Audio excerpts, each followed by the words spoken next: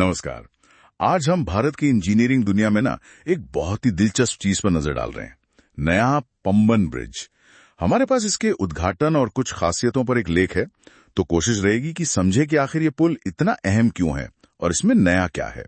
बिल्कुल, ये वाकई में एक अहम प्रोजेक्ट है। तो सबसे पहले बड़ी खबर, बताया जा रहा है कि प्रधानमंत्री नरेंद्र मोदी 6 अप्रैल 2025 को इसका उद्घाटन करने वाले हैं। हाँ, ये तारीख अहम है। और ये पुल रामेश्वरम द्वीप को भारत की मुख्य भूमि यानी मंडपम से रेल के जरिए जोड़ता है। हाँ। और जो बात इसे सबसे अलग बनाती है, ये एशिया का पहला वर्टिकल लिफ्ट रेलवे सी ब्रिज है।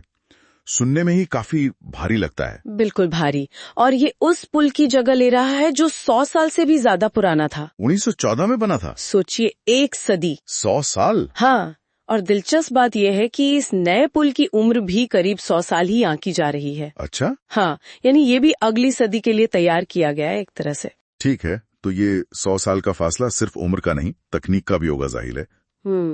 देखते हैं इस नए पुल में क्या कुछ बदला है।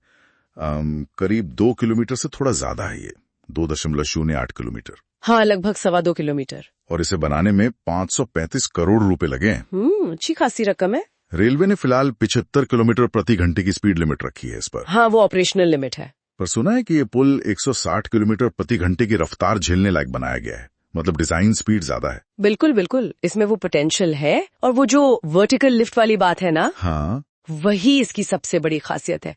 मतलब जब नीचे से कोई जहाज गुजरना होता है तो पुल का बीच का एक हिस्सा करीब 72.5 मीटर का स्पैन है वो, जिसमें से 63 मीटर ऊपर उठता है। अच्छा। वो सीधा वर्टिकली ऊपर उठ जाता है। सीधा ऊपर? हाँ, और ये पूरा काम इलेक्ट्रोमैकेनिकल सिस्टम से होता है, मतलब बिजली और मशीनों की मदद से, ऑटोमेटिक। हाथ से कुछ नहीं करना पड़ता।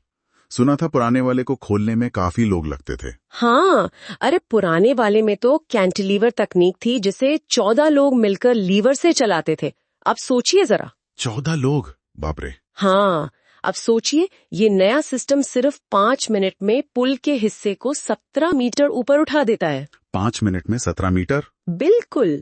और ये पुराने पुल से 3 मीटर ज्यादा ऊंचा भी है, तो अब बड़े जहाज भी आराम से नीचे से निकल सकते हैं। सही, ये तो वाकई तकनीक का कमाल है ना? वाह, 14 लोगों से सीधा ऑटोमेटिक सिस्टम पर। और ये सिर्फ तकनीक तक ही सीमित नहीं है, दुनिया भर में इसकी चर्चा हो रही है। स्रोत में लिखा है कि इसकी तुलना अमेरिका के गोल्डन गेट ब्रिज, ब्रिटेन के टावर ब्रिज और डेनमार्क स्वीडन को जोड़ने वाले ओरेसुंड ब्रिज जैसे मशहूर पुलों से की जा रही है। हाँ, तुलना होना लाजमी भी है, क्योंकि ये अपने आप में अनोखा है। देखिए, जैसे टावर ब्रिज भी उठता है, लंदन वाला। हाँ। लेकिन वो सड़क यातायात के लिए है। यहाँ रेलगाड़ी के लिए समंदर के बीच में इस तरह का वर्टिकल लिफ्ट सिस्टम बनाना, वो अपने आप में एक बड़ी इंजीनियरिंग चुनौती थी। सही कहा। जिसे पूरा किया गया है। तो ये भारत की इंजीनियरिंग क्षमता का एक तरह से प्रदर्शन है। गोल्डन गेट या ओरेसुंड अपनी भव्यता और लंबाई के लिए जाने जाते हैं, पर पंबन ब्रिज की ये लिफ्ट तकनीक इसे खास बनाती है।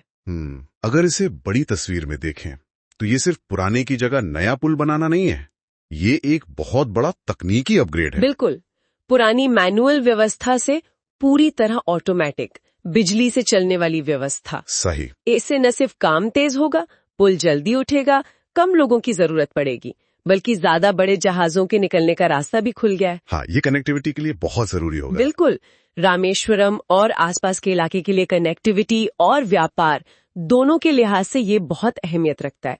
और ये भी सोचिए, इसमें 99 स्पैन है कुल मिलाकर। 99 स्पैन? हाँ, ये इसकी विशालता को दिखाता है। तो कुल मिलाकर ये पुल कई मायनों में खास है।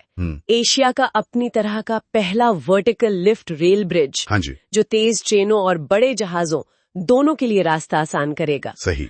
एक सदी पुरानी तकनीक की जगह आधुनिक इंजीनियरिंग का नमूना 2019 में पीएम मोदी ने इसका शिलान्यास किया था, और अब यह हकीकत बन गया है। हाँ, और यहीं पर एक दिलचस्प सवाल भी उठता है मेरे ख्याल से। बताइए। देखिए, जिस पुराने पुल को ये बदल रहा है वो 100 साल से ज्यादा चला। हाँ, 100 साल से ज्यादा। अब ये नया पुल जिसे अगले 100 साल के लिए बनाया गया है, उसे आने वाले वक्त में कैसी नई चुनौतियों का सामना करना पड़ सकता है?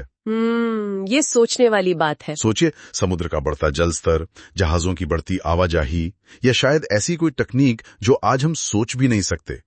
भविष्य क्या दिखाएगा, ये देखना दिलचस्प होगा। सही कहा, ये एक अहम सवाल है भविष्य के लिए।